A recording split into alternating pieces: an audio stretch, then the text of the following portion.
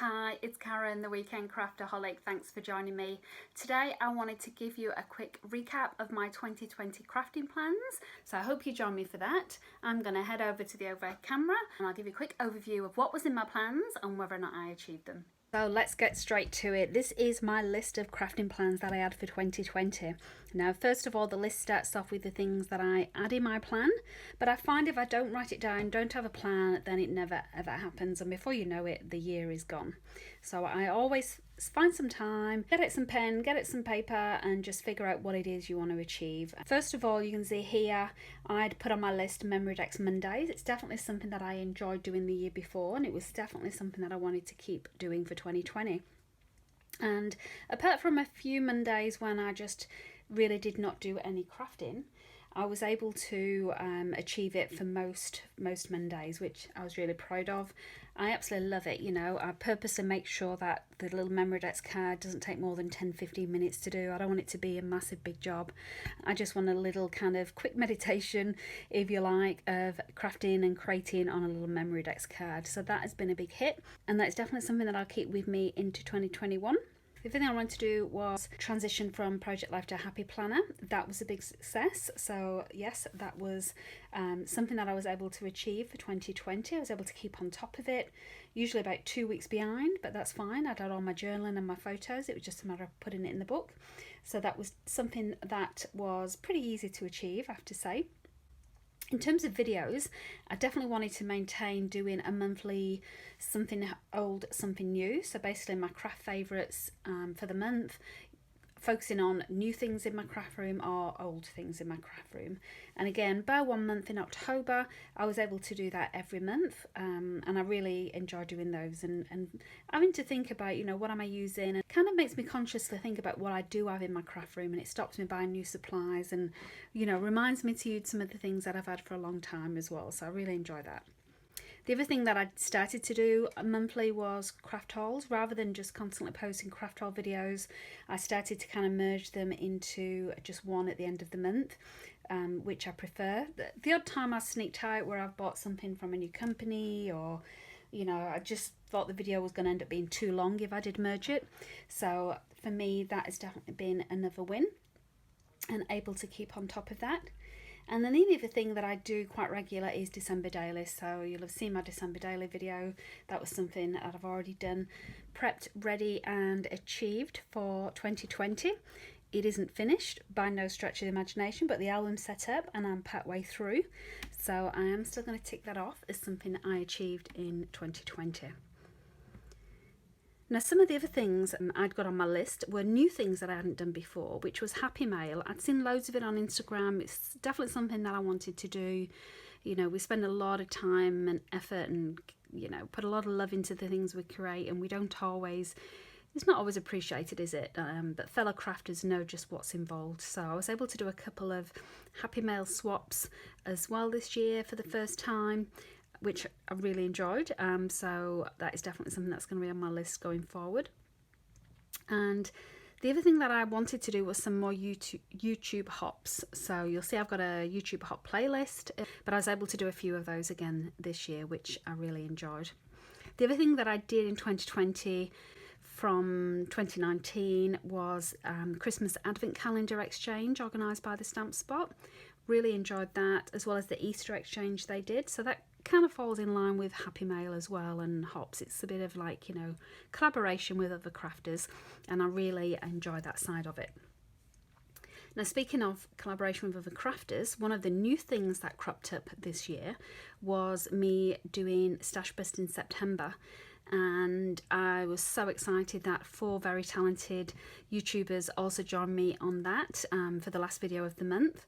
Again, I'll link everything down below if you're not sure what I'm talking about, but that was something new that wasn't originally on my plan when I sat down at the end of the year, but something that I thought about partway through the year, and it was great to collaborate with some very talented ladies as part of that. The other thing that was on my list though was design teams.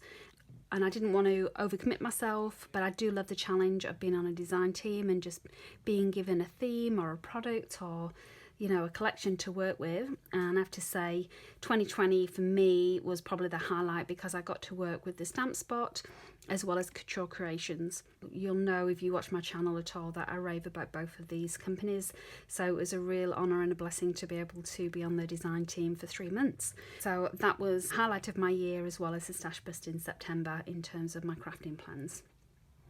Now, some of the stuff that didn't go so well, what I didn't manage to achieve, was one little word. A week in the life. Again, I keep trying to do this. It's not happened, so I just gotta let it go. The thing that I set out to achieve was to do at least one sewing video a month, which I didn't manage to do. I think I just did the one video in the entire 12 months. So I didn't quite meet my target on that. But again, that's fine. It was on my list. It was an option, but it's something I will keep on next year, but obviously a little bit more realistic probably on what I want to achieve for next year in terms of my sewing. There was some new stuff though that cropped up that wasn't in my plan. And the first thing was Facebook. Now, I'd always had a Facebook Weekend Craftaholic page. Never really used it much. Again, it was something that I got because a lot of design teams require you to have it. And then the big thing really that came along new was my Etsy store. So probably tied in with the sewing a little bit. I decided to upload an instant downloadable sewing pattern for the bowl cozies. I did a video for it. Thought I'd also upload the pattern as well. And so definitely something I want to think about doing in the future. I wanted to stay away from actually physically posting stuff in the mail, but I did then design some Cricut covers, though obviously this is where it ties in with sewing, that I've sold as well. So yeah, something I need to think a little bit more about where that direction is heading for 2021, but it was something new for 2020, and really enjoyed getting up to speed on all of that. The last thing that came across that was new, and again this was something I saw on Facebook, was a craft retreat, and not something I ever thought about, didn't know it was anything that would, didn't even know that existed in Western Australia. Craft retreat was perfect, you know, the facilities were amazing, you could have your private room, you had your own space, you know, it was a really great space to create in and to collaborate with other scrapbookers, or, you know, lots of different crafts going on at the time. So that was something new that I really enjoyed, and I hope to do that again next year as well. So that was a quick recap of my crafting plans and how I went with those. I'll quickly run through my 2021 crafting plans. Some of them will continue. So we've already talked about my happy planner, my monthly videos showing you my craft favourites and my hauls. December daily, of course, will stay as it's a firm favourite throughout the year. And I will do my annual hits and misses as well, which I always do towards the end of the year. Things like my craft room tour, that's something I do annually as well. I always have fun doing that. It kind of forces me to clean up a little bit.